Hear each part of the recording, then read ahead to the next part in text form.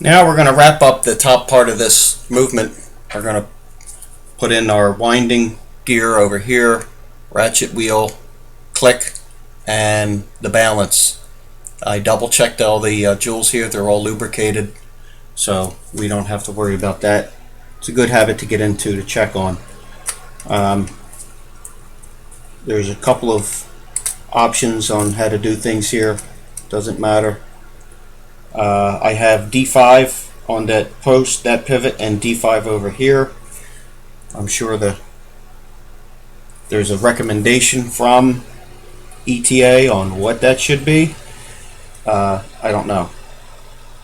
I use D5. It seems to be a heavier oil for these high stress areas. Okay. Put our winding gear on.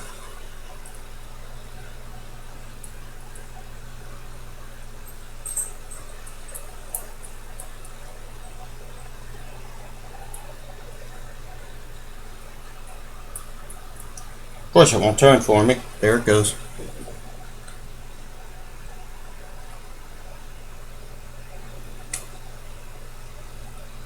Trying to locate my screw.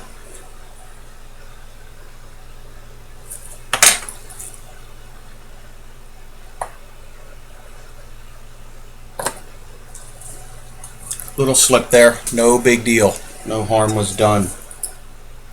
Had no pressure on it.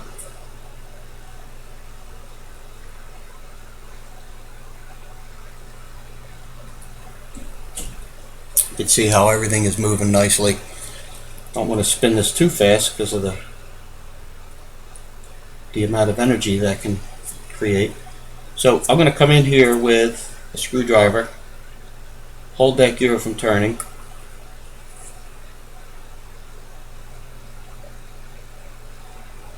tighten up that screw.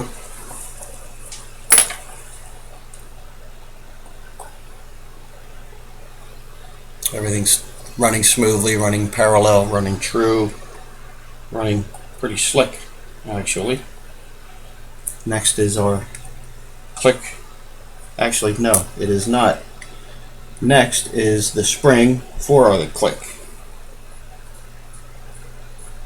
which I have right here. It's a little tiny bugger.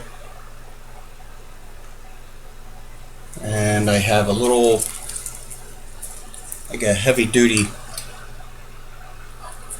it's not a toothpick. It's bigger than a toothpick. How do I want to do this? Sometimes they're very small, you can't get in there with the gloved finger.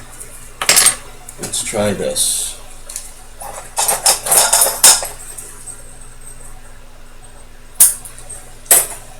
The blunt end of this, I guess it's a cocktail toothpick.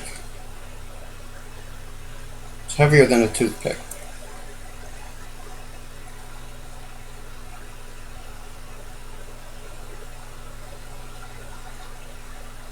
And we're just holding it in place while we grab it with the tweezers and shove it in, I guess you could say we're doing. Okay, here's our click.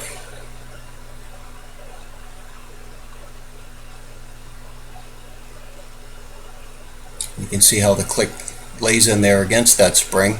I'm not going to activate that click now because of that spring not being captured, but we can once this is installed. Like so.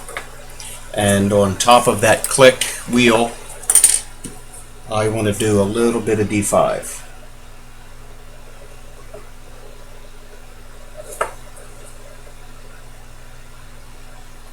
A little bit there and a little bit here. Doesn't take much.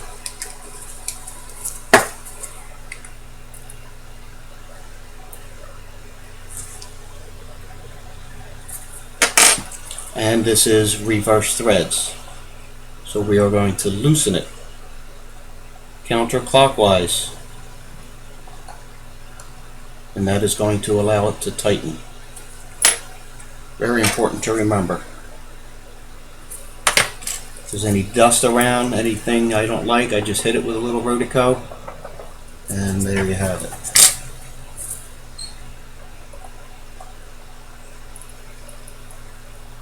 The click, where you can see how it moves away, the wheel.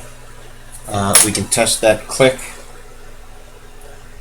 by moving it, and it does snap out of the way, so that's a good sign there as well. Next, we have the pallet fork. There's a couple of ways to lubricate the pallet fork stones. There are access holes through the main plate to put an oiler through there. That's probably the traditional method. Maybe I'm not steady enough. I don't always do it that way. So I will come in here and put a smear of oil right on that stone. See if we're in the shot.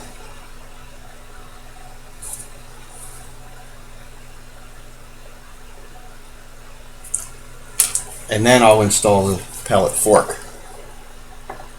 Somebody may poo-poo that. Go ahead, poo-poo away. Works for me. If it works for you, do it. And that oil I used is 941. All these are Mobius oils. So that's 941 Escape oil. I've been using that on everything for the pallet fork, from Swiss to German, Russian, Chinese, Japanese.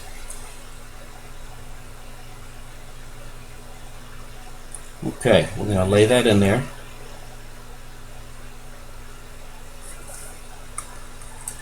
Another delicate operation that can't be done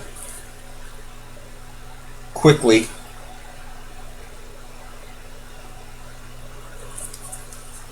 Because you want to ensure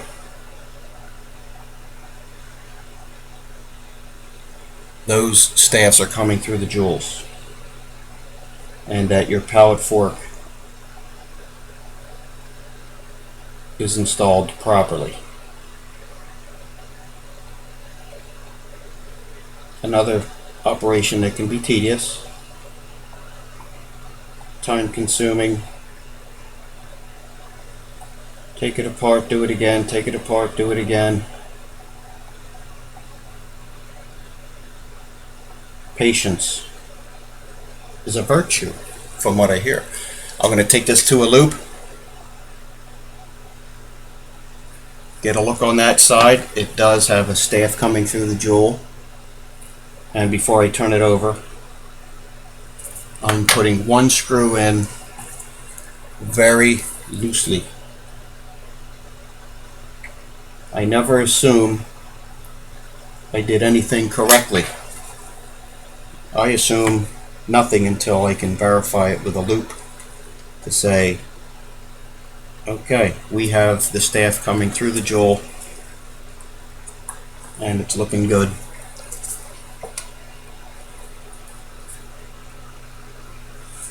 Maybe a seasoned professional has that feel and can look at it and tell you right away, hey, it's good, tighten it up. I just can't do that.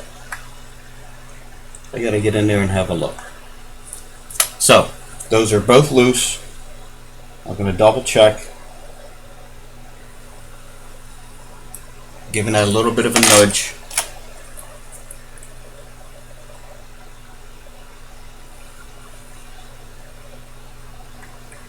I could probably use a bigger screwdriver.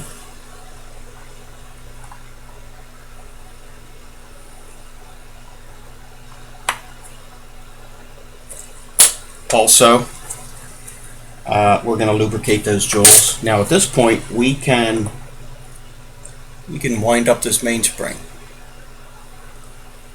And if the mainspring doesn't wind, you know you have a problem. with the arbor or the spring in backwards. Now, a test that I like to do, the tail end of that pallet fork will snap to one side to the bank with the lightest amount of pressure. You don't even have to move it, just nudge it and it pops. Just give it a nudge. That's a good sign. It's lined up with the escape wheel. It's getting power from the main spring. We're going to come in with our smallest oiler. We're going to oil the top jewel, turn this over, and we're going to oil the bottom jewel as well. This is running into 11 minutes. Okay. We could have this run a bit long because it's a good spot to keep going. So here we are. We're going to test this again. Look at that. Snap, snap. You just touch that. Just breathe on it. And it lets go and snaps over to the other bank. Good to know. So we're going to leave it in that position. We're going to come in with the balance wheel. I like to inspect it real closely. Make sure there's nothing crazy hanging off of it, like dust, dirt, and debris.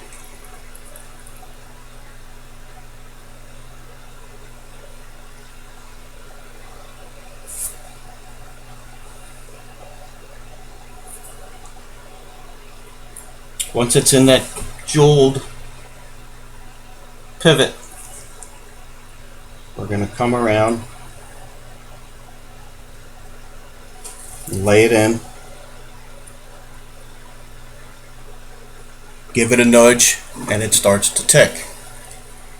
I don't know if that was in the video good enough. Let's do that again. Our pivot, our pallet fork is in that position. I'm going to come in this direction with our balance.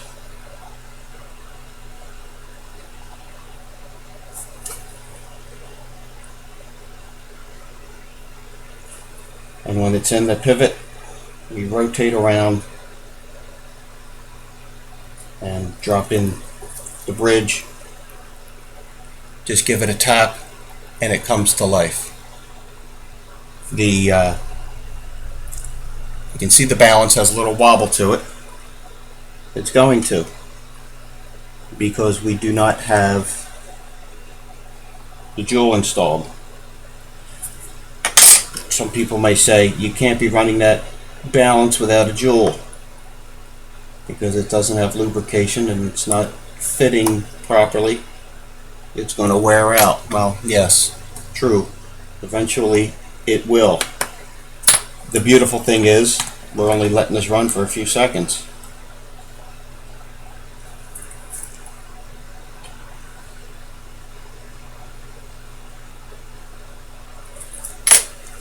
And what I'm going to do is let down the mainspring. Oopsie.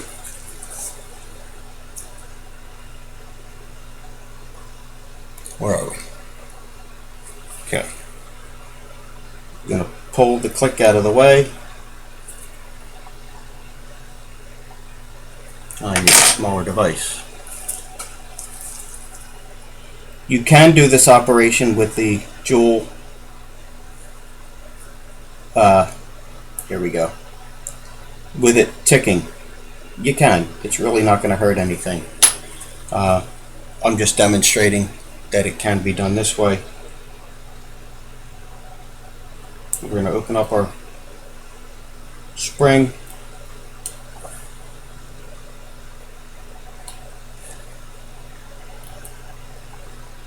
Okay, it's open.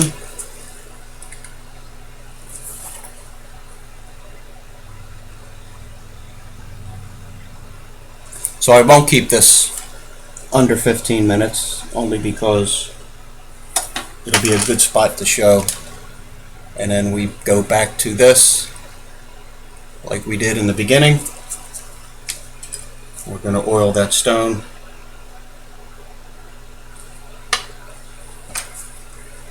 Flat side is up.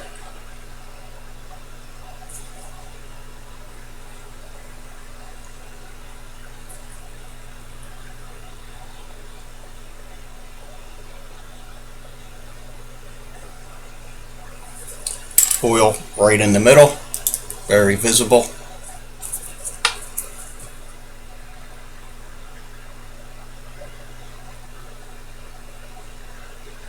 A little bit of pressure. The oil clings to it. Wonderful. Let's come out here. You do a few of these, you'll get a hang for it, and everything will be slick.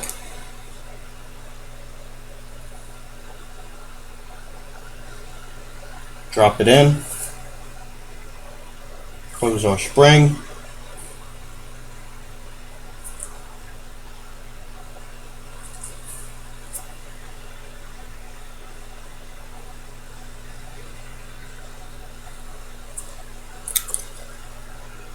I'm going to focus on that. It looks pretty darn good, and just giving the movement a shake, you can see that thing just comes alive. It's a good sign. So let's give this a wind.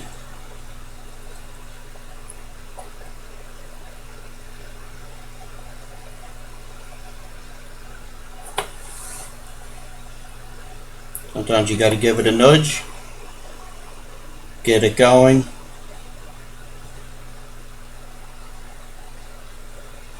I'm not giving it a full wind, just enough to get it ticking, and that's running beautifully. Obviously the hacking lever is not interfering. I made sure that was out of the way first.